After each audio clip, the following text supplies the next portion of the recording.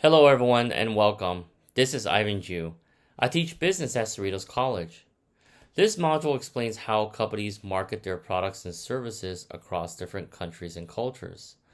Unlike domestic marketing, international marketing requires companies to understand differences in culture, economy, laws, politics, and consumer behavior.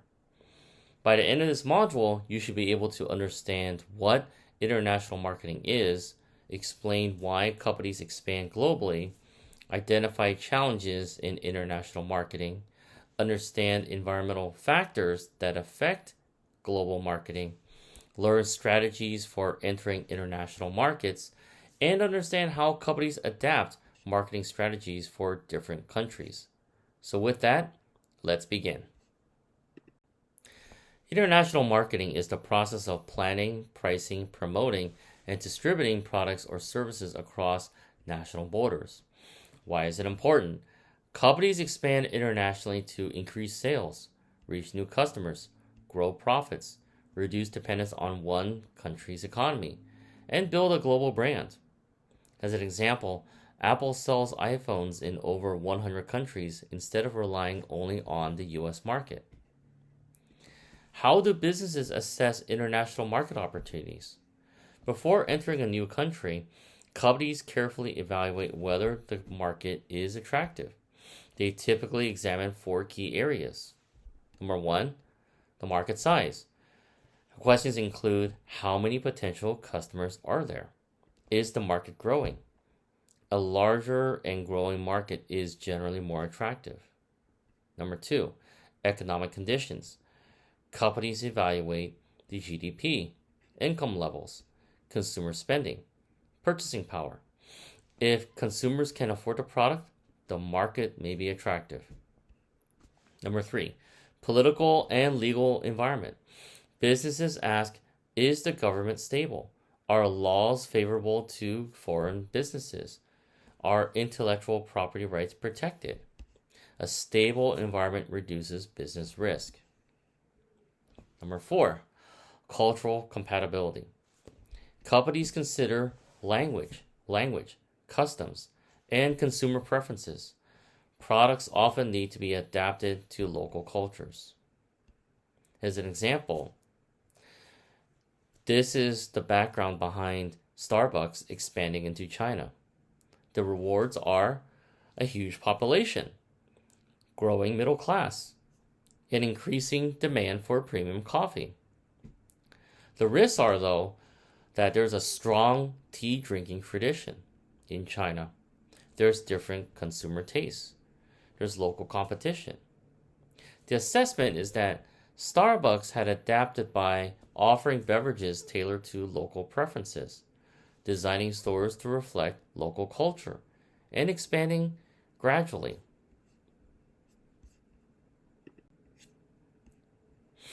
International marketing is the set of marketing activities that support a brand's expansion outside of the home country. The key phrase here is marketing activities.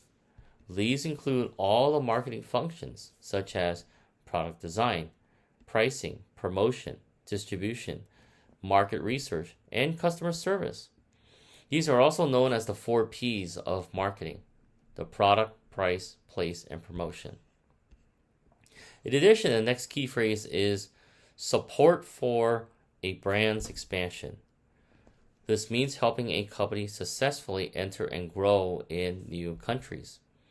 Examples include finding new customers, building brand awareness, increasing international sales, and adapting products to local markets.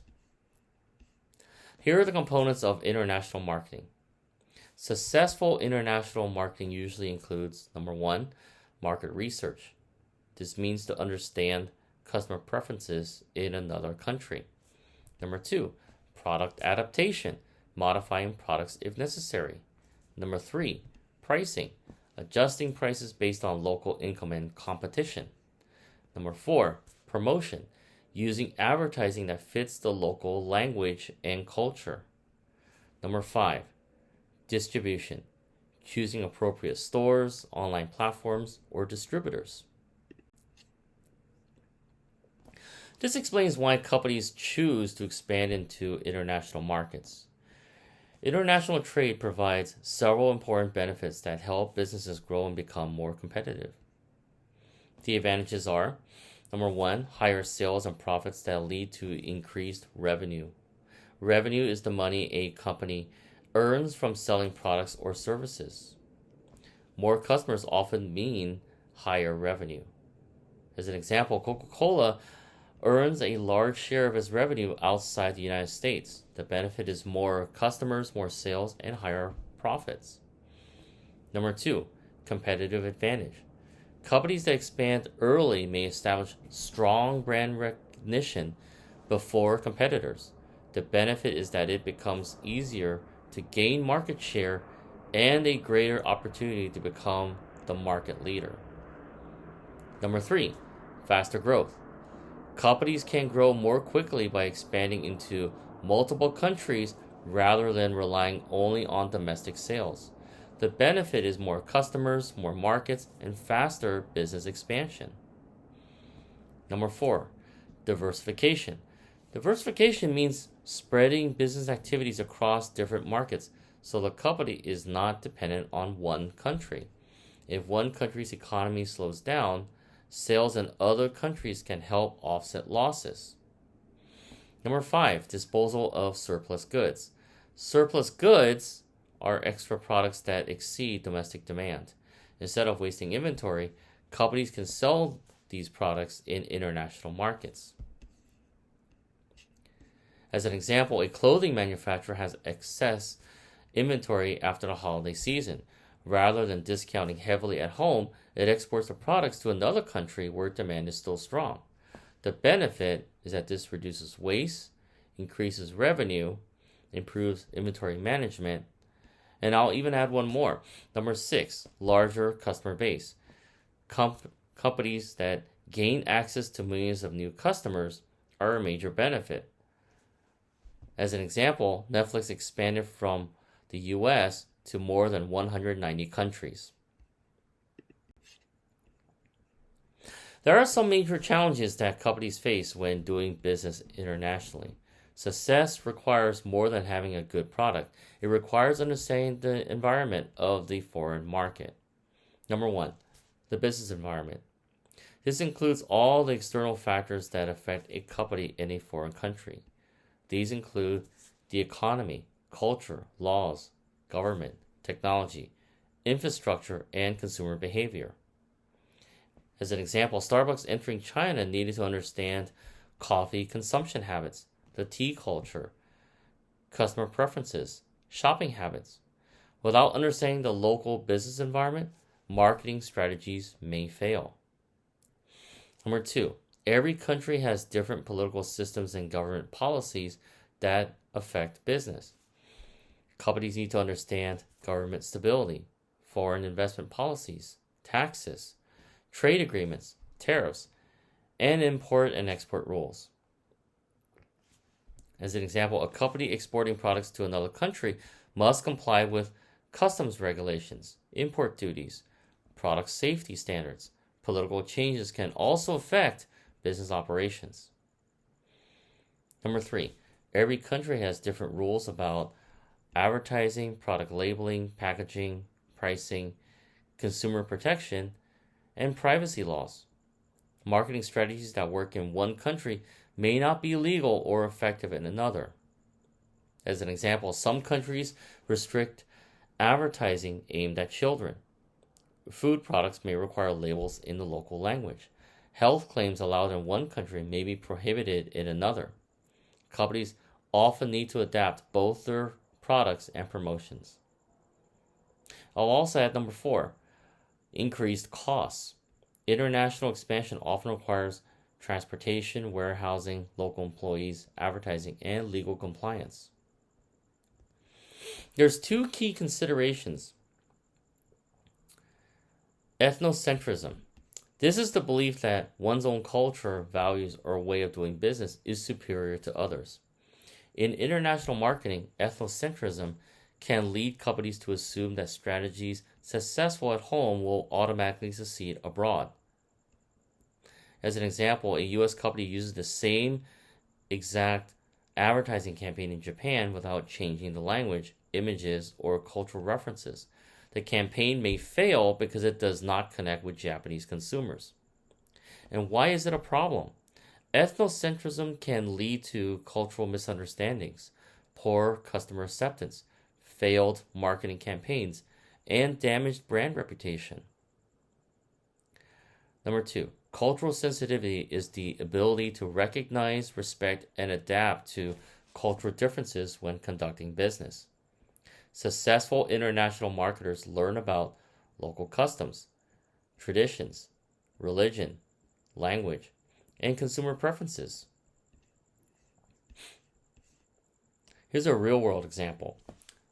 Disney Paris, or Euro Disney. When Disneyland first opened in France, Disney assumed American business practices would work there.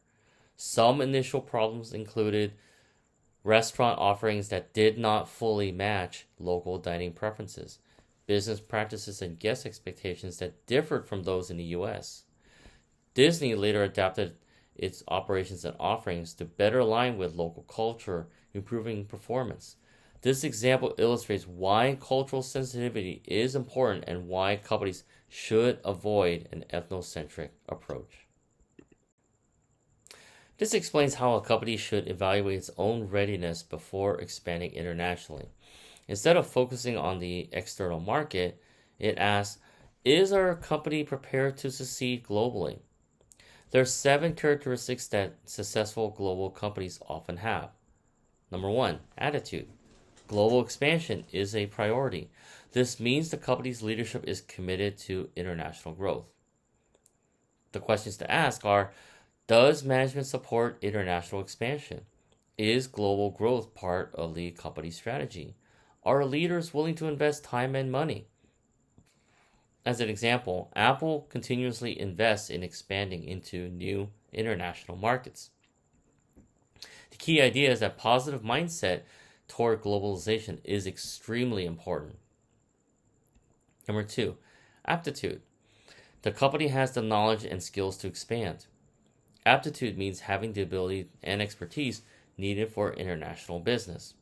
This includes international marketing, export procedures, foreign regulations, cross-cultural communication, and supply chain management. As an example, a company hiring international business experts before entering Europe is important. The key idea is that having the right knowledge and capabilities are essential. Number 3, magnitude. The scope of expansion is aligned with capabilities. The company should expand at a pace it can manage. As an example, a small company entering Canada first and then expanding to Europe later would be prudent, because this would be better to try in Canada versus trying to enter 20 countries at once. The key idea is to match expansion plans with available resources. Number 4, latitude. The company has the ability to adapt. Latitude means flexibility. Companies should be able to change the products, packaging, advertising, pricing, and distribution to fit the local markets. As an example, McDonald's changes its menu in different countries. Key ideas of flexibility and adaptability are crucial. Number 5, rectitude. The company has the legal and ethical flexibility to adapt to foreign markets. Rectitude means acting ethically and following local laws. Examples include obeying labor laws, respecting environmental regulations, avoiding corruption, and following advertising rules. As an example, a company modifies product labels to comply with European Union regulations. Key ideas that ethical and legal responsibility are essential. Number 6, exactitude. Corporate culture aligns with flexibility and ambiguity of expansion. International business often involves uncertainty. Successful companies have good planning, strong communication, accurate information, and willingness to handle uncertainty. A company that quickly adjusts its marketing strategy after learning that customers in a new country have different preferences is part of the key idea that spells for precision, planning, and comfort with uncertainty are critical for its success. Number 7, fortitude. There is a commitment to long-term expansion despite setbacks. International expansion is difficult. Companies need persistence because they may face initial losses, cultural challenges, political changes, and strong competition. As an example, Amazon invested internationally for years before becoming profitable in many markets. The key idea is that perseverance and long-term commitment are essential for success. So this explains the economic factors that companies should analyze before entering a foreign market. Even if a company has a good product, it must determine whether the country's economy can support its business. Number 1, economic infrastructure. This refers to the systems and facilities that support business and economic activity.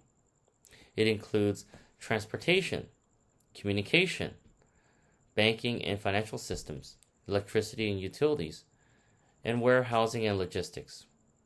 So why does it matter? Good infrastructure allows companies to transport products efficiently, communicate with customers and suppliers, reduce operating costs, deliver products quickly. Poor infrastructure can increase costs and delay deliveries. As an example, Amazon is more likely to expand into countries with reliable roads, fast internet, and efficient delivery services.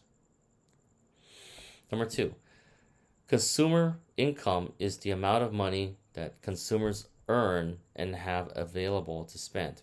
Higher incomes generally mean that consumers can afford more products and services. Why does it matter? Companies evaluate the average household income, disposable income, and income distribution.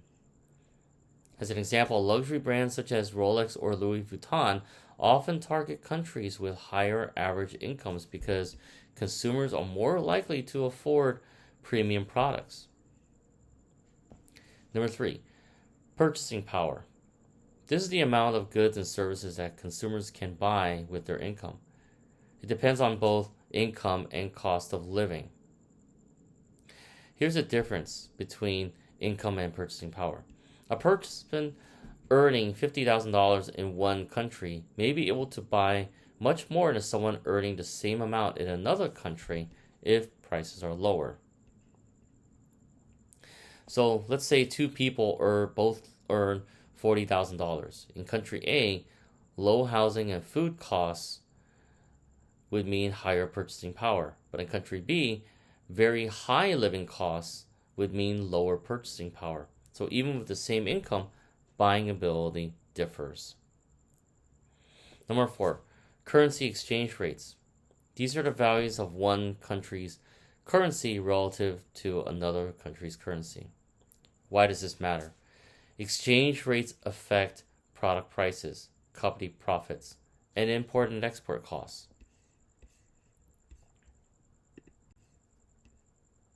So this introduces one of the most important topics in international marketing. Culture influences consumer behavior, so companies must understand culture to market successfully in different countries. Number 1, social cultural factors are the social and cultural influences that shape how people think, behave, and make purchasing decisions. These factors affect what people buy, how they shop, what advertisements they respond to, and brand preferences. These are examples of social cultural factors. Culture. These are the shared beliefs, customs, traditions, and values. As an example, beef products sell well in the United States. Beef products are generally less accepted in India because many Hindus consider cows sacred. Language. Marketing messages should be translated carefully. As an example, companies often create different advertisements for English, Spanish, or Chinese-speaking audiences. Religion. Religion influences food choices, clothing, holidays, and purchasing habits. As an example, during Ramadan, businesses in many Muslim majority countries often adjust advertising and store hours. Family. Family structure affects purchasing decisions. As an example, parents often make buying decisions for children's products. Education. Education levels influence the product knowledge, advertising style, and communication methods. Number 2, primary elements that express culture. Culture is expressed through several visible and invisible elements. For language, different languages require different marketing messages. For religion, religious beliefs influence consumer behavior. For values, values determine what people consider important. Examples include independence, family, success, and tradition. For customs and traditions, examples include gift giving, holiday celebrations, and dining etiquette. For symbols, colors, numbers, and images have different meanings. Examples would be white symbolizes weddings in many Western countries. White, however, is traditionally associated with mourning in some Asian cultures. Red also symbolizes luck in China. For social norms, these are accepted behaviors within a society. Companies should understand local etiquette before marketing products. So why does culture matter in marketing? Culture affects nearly every marketing decision. Companies may need to adapt product design, packaging, brand names, advertising, pricing, and distribution for that effect. Number 3, Hofstede's Cultural Dimensions Framework. The slide introduces Hofstede's Cultural Dimensions Framework. It is a model that compares cultures based on shared values and behaviors. Companies use it to understand employee behavior, consumer preferences, communication styles, and leadership expectations. The 4 dimensions are, number 1, power distance, or PDI. This is how comfortable people are with unequal distribution of power. For high PDI, that means a respect for authority and acceptance of hierarchy, but a low PDI means a preference to equality and encouraging participation. Number 2, individualism versus collectivism, or IDV. Individualism means that people focus on personal success, independence. An example would be the United States. For collectivism, people focus on family, community, group harmony. An example would be many Asian cultures. Number 3, uncertainty avoidance, or UAI. This is how comfortable people are with uncertainty. A high UAI means a preference to rules and avoiding risk, while a low UAI means comfort with change and more willing to take risks. Number 4, masculinity versus femininity, or MAS. Masculine cultures value competition, achievement, success. Feminine cultures value cooperation, quality of life, and caring for others. Here's a real-world example. Disney in different countries. Disney adapts its products based on culture. In different countries, there's different food menus, different holiday promotions, different merchandise, and different entertainment experiences. This demonstrates cultural adaptation, an important part of international marketing. This explains what culture is and shows that culture is much broader than just language or food. Culture includes what people think, how they behave, and what they create. Culture is the shared beliefs, values, behaviors, customs, and artifacts that are learned and shared by members of a society. Culture influences how people think, how they behave, what they buy, how they communicate, what they value. For marketers, understanding culture is essential because it affects consumer behavior and purchasing decisions. Here are the 3 components of culture. Number 1, beliefs, values, and attitudes, or what people think. This is the mental side of culture. Examples include attitudes, beliefs, and work ethic. What do these mean? Beliefs are what people accept as true. Values mean what people consider important. Attitudes are positive or negative feelings towards something.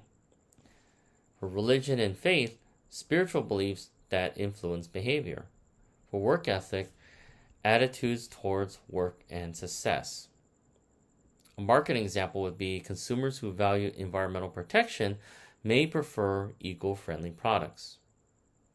Number 2, behaviors and practices, or what people do. Examples include behavior and relationships. A marketing example would be McDonald's changing its menu based on local eating habits. For India, vegetarian options. For Japan, the teriyaki burger. Companies adapt products because consumer behaviors differ across cultures. Number 3, artifacts. What people create. Artifacts are the physical and visible expressions of culture. Examples include art, literature, rituals, and technology. A marketing example would be companies often create holiday promotions based on local celebrations. This would include Christmas, Lunar New Year, Diwali, and Ramadan. How does culture affect marketing? Culture influences nearly every marketing decision. Companies may need to adapt for product, different flavors, sizes, or features. For promotion, different advertisements and messages. For packaging, different colors, symbols, or languages. For pricing, different income levels and buying habits. For distribution, different shopping preferences. Here's a real-world example. Coca-Cola changes its marketing worldwide. Instead of one identical campaign, it adapts to local language, cultural values, holidays, traditions, and consumer lifestyles. This helps the brand connect with customers in different countries.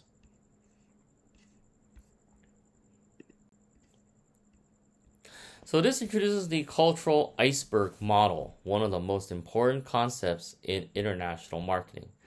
The main idea is only a small part of culture is visible.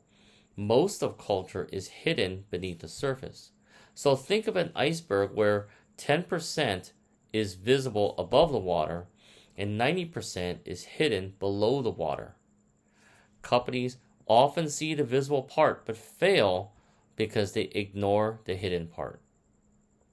Number 1, the tangible culture is the visible external part of culture that is easy to observe. So this slide describes it as easy to see, external.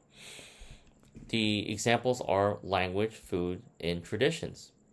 These are the things that visitors notice immediately when entering a new country. A marketing example is a company entering Japan can easily observe the Japanese language, sushi and ramen, traditional clothing such as the kimono, cherry blossom festivals. These are visible cultural elements. Number 2, intangible culture is the hidden internal part of culture that cannot be easily observed. The slide described it as hidden internal. Examples are thought process, assumptions, core values, and perceptions. These influence why people behave the way they do. As a marketing example, consumers may choose environmentally friendly products because they value sustainability. You cannot see this value directly, but it strongly affects purchasing decisions. Why is the hidden part more important? People often assume buying decisions are based only on visible factors like food or clothing. In reality, buying behavior is usually driven by hidden factors such as values, beliefs, attitudes, perceptions, and social expectations. These invisible elements explain why consumers make certain choices. Here's a marketing example. For Nike, Nike sells athletic shoes worldwide. The visible product that's tangible are the shoes, the clothing, and the logo. The hidden appeal that are intangible are confidence, determination, and individual identity. Customers often buy Nike not only for the product itself, but also for the values that the brand represents. Here's another example, McDonald's. Visible changes are the local menu items, the packaging, and store design. The hidden cultural understanding are the religious beliefs, family dining habits, and attitudes towards eating out. Understanding these hidden factors helps McDonald's succeed internationally. This explains the three major ways culture is expressed: symbols, language, and values. These expressions help marketers understand customers in different countries. Number one, symbols are objects, colors, images, gestures, or signs that carry special meanings within a culture. The same symbol can mean different things in different countries. Here are some examples. In China, red stands for luck, happiness, and prosperity. However, red in the United States can mean passion, danger, and excitement. For the color white, in Western cultures, white is often used in weddings and means purity.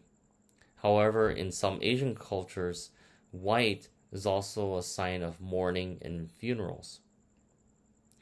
The thumbs up is positive in many countries. However, it can be offensive in some cultures.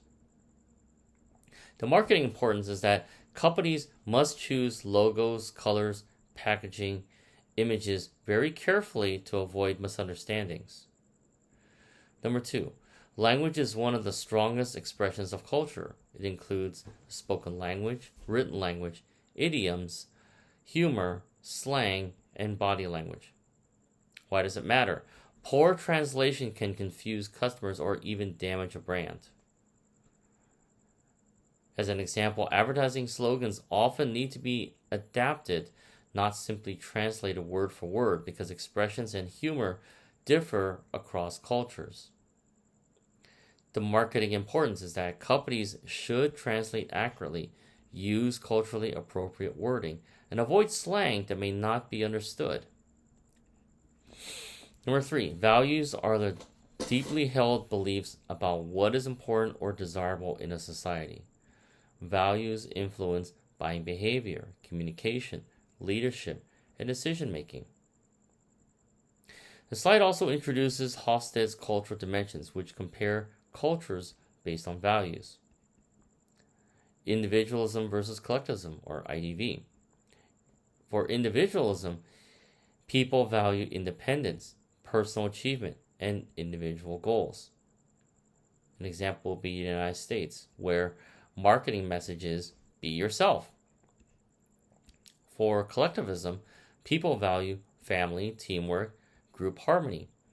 That example is that many Asian cultures have the marketing message, together we succeed.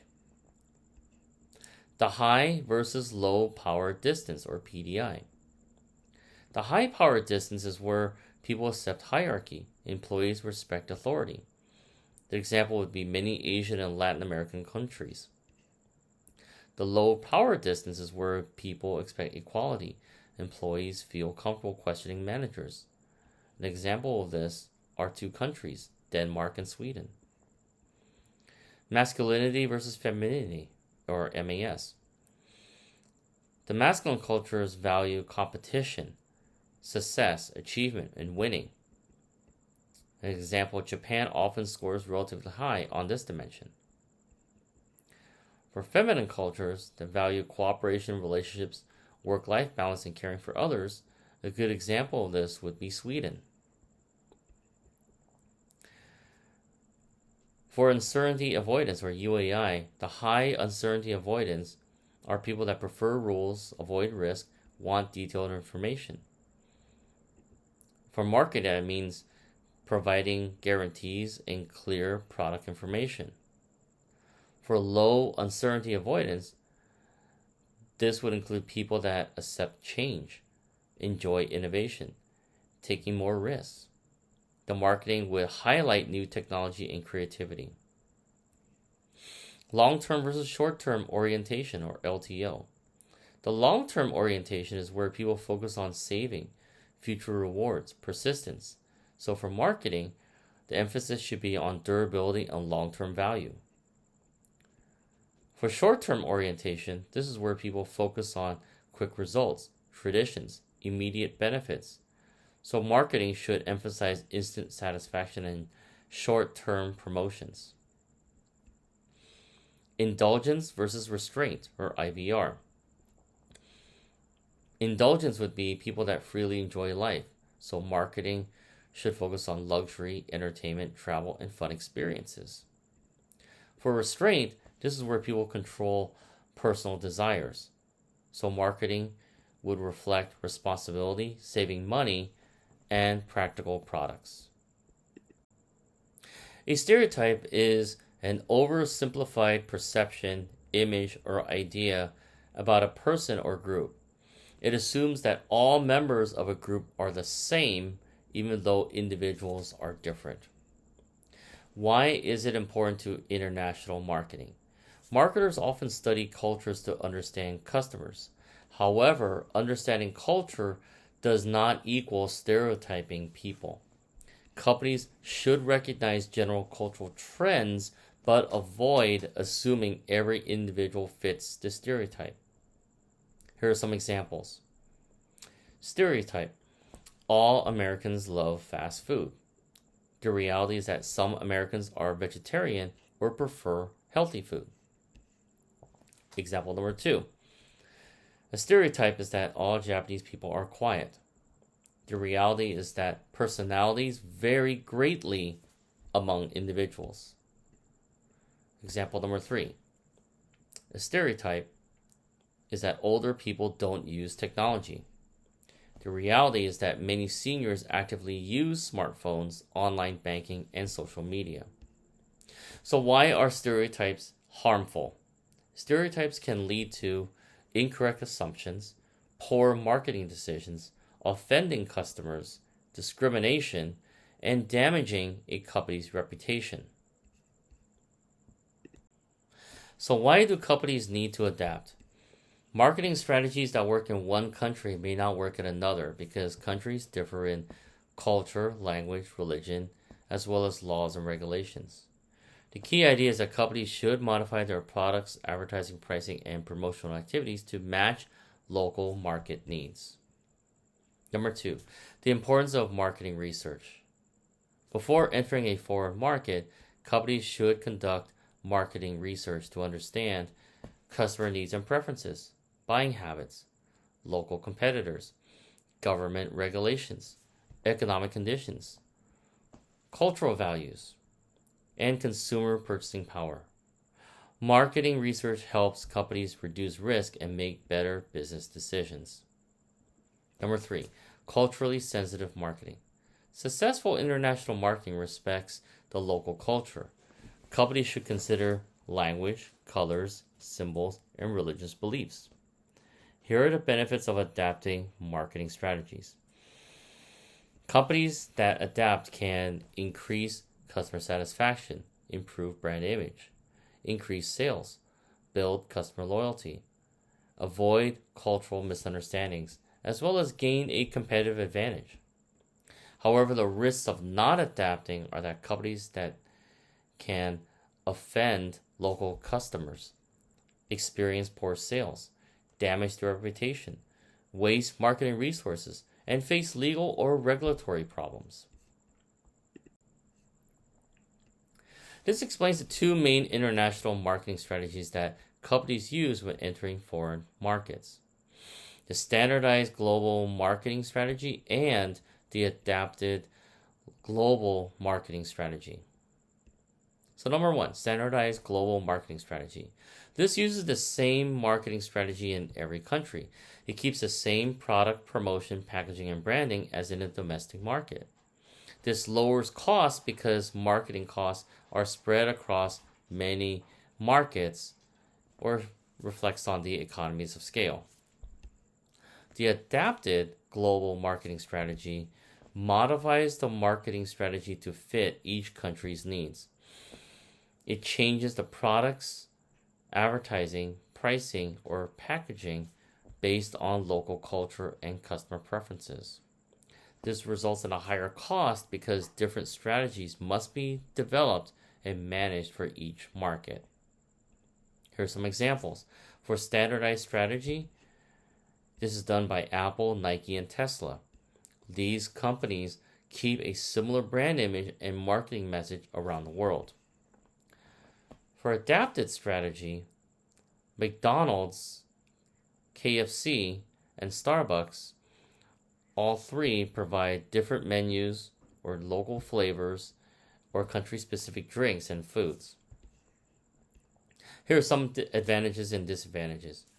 For standardized, the positive is that this means lower marketing costs as well as consistent global brand image. Unfortunately, this may not satisfy local customer preferences.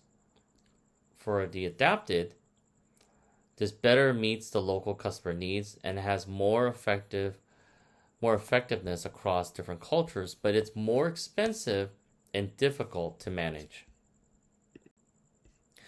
Marketing research helps companies understand the culture, preferences, and behaviors of customers in different countries so that they can create effective marketing strategies. Why is marketing research important? Number one, it builds trust through cultural awareness. The company learns about local customs, values, and traditions. It avoids cultural misunderstandings. And it builds stronger relationships with customers. Number two, adapt to cultural evolution. Cultures and consumers' preferences change over time.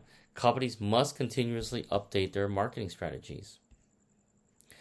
Number three, recognize culturally appropriate language, symbols, and nonverbal communication. This means the use of the correct language and translations, understanding the meaning of colors, symbols, gestures, and body language, avoiding messages that may offend or confuse customers. And so now we've come to the end of this lecture. Thank you, everyone. I hope that you all have found this useful. Please be sure to reach out to me if you have any questions. Take care, and I'll see you on the next video. Goodbye for now.